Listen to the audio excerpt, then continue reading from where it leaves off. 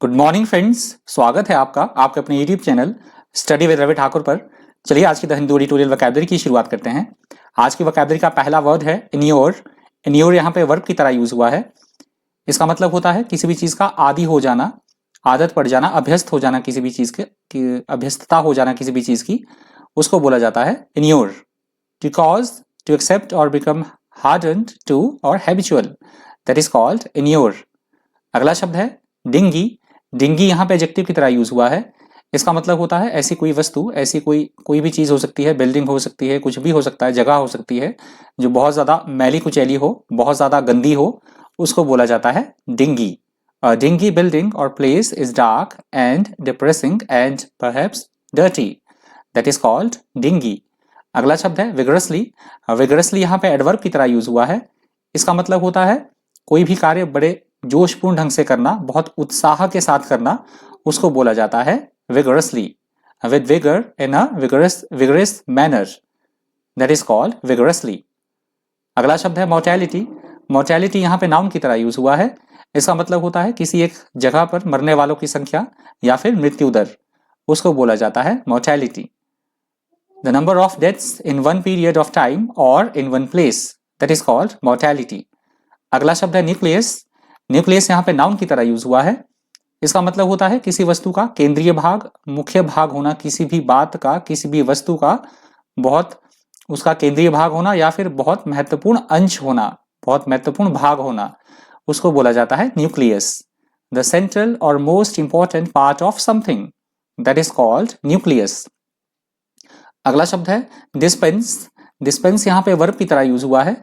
इसका मतलब होता है अलग करना, अपने से दूर करना किसी चीज को, उसको बोला जाता है डिस्पेंस. जो एडिटोरियल में इसका यूज हुआ है वो हुआ है कोई चीज लोगों के बीच में बांटने की सेंस में, उसको बोला गया है dispense. If someone dispenses something that they own or control, they give or provide it to a number of people, that is called dispense. अगला शब्द है लेबेरिंथाइन. लेबेरिंथाइन यहाँ पे एडजेक्टिव की तरह यूज हुआ है। इसका मतलब होता है ऐसा कोई काम या ऐसी कोई बात, ऐसी कोई स्थिति जो बहुत ज्यादा पेचीदा हो, बहुत ज्यादा जटिल हो, समझने में बहुत ज्यादा मुश्किल हो, उसको बोला जाता है labyrinthine. If you describe a situation, process or field of knowledge as labyrinthine, you mean that it is very complicated and difficult to understand. That is called labyrinthine. अगला शब्द है ferment. फर्मेंट यहाँ पे वर्ब की तरह use हुआ है। इसका मतलब होता है किसी को क्रोधित कर देना या किसी का क्रोधित हो जाना अथवा उत्तेजित हो जाना, उसको बोला जाता है ferment. Ferment is excitement and trouble caused by change or uncertainty, that is called ferment. अगला शब्द है ऑमिनस. ऑमिनस यहाँ पे एडजेक्टिव की तरह यूज हुआ है। इसका मतलब होता है अशुभ सूचक होना, किसी भी घटना का अनिष्ट सूचक होना, उसको बोला जाता है ominous. If you describe something as ominous, you mean that it worries you because it makes you think that something bad is going to happen. That is called ominous. अगला शब्द है फिनेगल.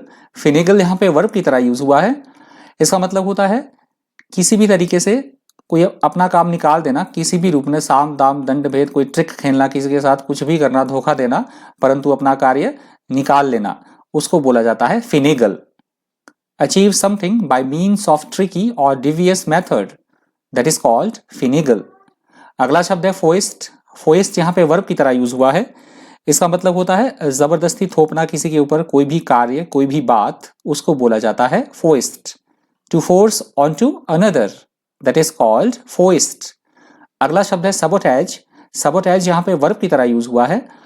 इसका मतलब होता है किसी भी वस्तु को, किसी भी काम को, किसी भी बात को जानबूझकर बिगाड़ देना, तोड़फोड़ कर देना, या हम बोल सकते हैं किसी को जानबूझकर नुकसान पहुंचाना, उसको बोला जाता है सबोटैज.